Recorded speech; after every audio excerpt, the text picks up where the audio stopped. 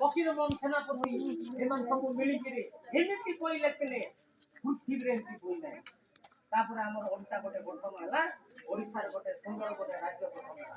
ଆପଣମାନେ ଜାଣିଛନ୍ତି ସେଇଭଳିଆ କଥା ଏଇଠି ପଢିଛି। ସେଇ କଥା ସୁଭାଷ ଚନ୍ଦ୍ର ବୋଷ କହିଥିଲେ, ରକ୍ତ ଦିଅ ମୁଁ ତମକୁ ସ୍ୱାଧୀନତା ଦେବି।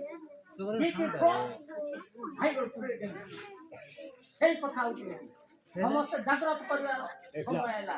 ଆପଣ ମାନେ ମାଲକାନଗିରି ଯାଆନ୍ତୁ, ମାଲକାନଗିରି ଯାଆନ୍ତୁ, ଦେଖିବେ ବଡ ଅନୁକୋଣରେ ବର୍ତ୍ତମାନ ଜାଗ୍ରତ ସମୟ ହେଲା। ପିଲାମାନେ ଆଗକୁ ପାଠ ପଢିବାର ଅଛି, ଆଗକୁ ଶିକ୍ଷା ସ୍ୱାସ୍ଥ୍ୟ ଆଗକୁ ଯିବାର ଅଛି। ଅନ୍ୟ ଲୋକକୁ ଚ୍ୟାଲେଞ୍ଜ କର, ଅନ୍ୟ ଯୋଉ କ୍ୟାଟାଗୋରୀ ଅଛନ୍ତି ଜେନେରାଲ ଲୋକ ହଉ, ମୁଁ ସମସ୍ତଙ୍କର ବର୍ଣ୍ଣ କଟକର ଲୋକକୁ ଦେଖ, ପୁରୀ ଲୋକକୁ ଦେଖ,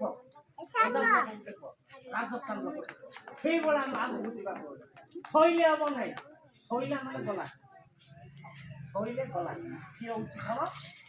କୁମ୍ଭକର୍ଣ୍ଣ ମିତ୍ର। କୁମ୍ଭକର୍ଣ୍ଣ ନେତା ଉଠିବାକୁ ପଡିବ, ସମସ୍ତେ ଜାଗ୍ରତ ହେବାକୁ ପଡିବ, ପରିଶ୍ରମ କରିବାକୁ ପଡିବ, ମେହନତି କରିବାକୁ ପଡିବ। ଶିକ୍ଷା ଛାତ୍ର ହଉ ଯେକୌଣସି ଗୋଟେ ଲୋକ ପଡିବ।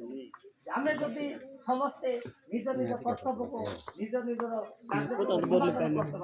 ଏଇ କହିଲେ ସେ କମ ନାହିଁ, ସମସ୍ତେ ଆଗକୁ ପଡିବ।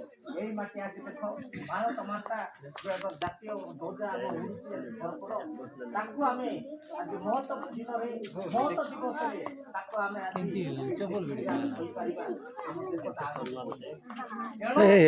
ଆପଣ ମାନେ ଆଳସ୍ୟ ପରିତ୍ୟାଗ କରି ନିଜର ସମସ୍ତଙ୍କର କିଛି ନା କିଛି ବଦଭ୍ୟାସ ଅଛି, ତାକୁ ପଛରେ ଚାଲି ପକେଇ ଦିଅ, ଆଗକୁ ମାଡ଼ି।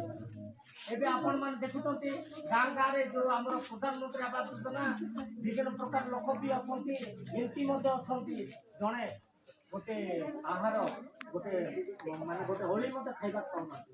ଏମତି ବି ଆମର ପିଲାମାନେ ଆସୁଛନ୍ତି ଯାହାକୁ ଗୋଟେ ପେନସିଲ ନାହିଁ, ଗୋଟେ କଲମ ନାହିଁ, ତାକୁ ଯଦି ଆମେ 5 ଟଙ୍କା ଦେଇଦେଲେ ପିଲା କଲମରେ ପାଠ ପଢିଲା, ଖାତା କରି ଦେଇଦେଲେ କଣ ବଡ କଥା ହେଇଗଲା। ଆମେ ଏମିତି 200 300 ଦିନକୁ କେତେ ଖର୍ଚ୍ଚ। ଆମେ ଯୋଉ ମନ୍ଦିର ଯାଉଛୁ ପୂଜା କରିବା ପାଇଁ, ହୋମ ଯଜ୍ଞ କିଛି କାମ ଦେବ ନାହିଁ, ହୋମ ଯଜ୍ଞ କିଛି କାମ ଦେବ ନାହିଁ। ଠାକୁରଙ୍କୁ ପୂଜା ଏଇ ମଣିଷ ଦେବତା, ଏଇ ମଣିଷକୁ ଯଦି ଆମେ 2 ପଦ ଯଦି ସାହାଯ୍ୟ କରିବା, ସେଇଟା ହଉଛି ବଡ କଥା। ଆପଣ ଦେଖନ୍ତୁ ହିନ୍ଦୁ ଧର୍ମ ହଉ, ଯୀଶୁ ଖ୍ରୀଷ୍ଟ ହଉ, ସେ ଗିର୍ଜା ଯୋଉ ମୁସଲମାନ ହଉ, ସବୁଠି କୁହାଯାଇଛି ମଣିଷ ଦେବତା, ମଣିଷର ପୂଜା ଦେବ, ମଣିଷକୁ ସାହାଯ୍ୟ କରିବ, ସେଇଟା ହଉଛି ବଡ କଥା। ଆପଣ ମାନେ ଲୋକଙ୍କ ପରେ କିଛି କରିବେ ନାହିଁ, ଖାଲି ଯାଇ ମନ୍ଦିର ପୂଜା କରିଦେବେ, କିଛି କାମ ଦେବ ନାହିଁ। ଲୋକଙ୍କର ସେବା ଆଉ ଆମ ଦ୍ୱାରା ଅନ୍ୟର କ୍ଷତି ନ ହଉ, ସେଇଟା ହଉଛି ବଡ। ଏଇ ହେଲା ଆଜିର ବାର୍ତ୍ତା।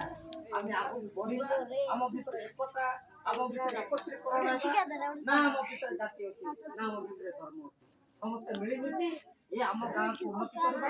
ଆମ ଦେଶ, ଆମ ଗାଁ ଉନ୍ନତି ହେଲେ ଆମ ଗ୍ରାମ ପଞ୍ଚାୟତ ଉନ୍ନତି ହେବ, ଆମ ଗ୍ରାମ ପଞ୍ଚାୟତ ଉନ୍ନତି ହେଲେ ଚିତ୍ରକୋଣ୍ଡା ଆମର ବ୍ଲକ ଉନ୍ନତି ହେବ, ମାଲକାନଗିରିର ନାଁ ଟେକିବ, ଆଉ ତାପରେ ଆମର ଓଡ଼ିଶା।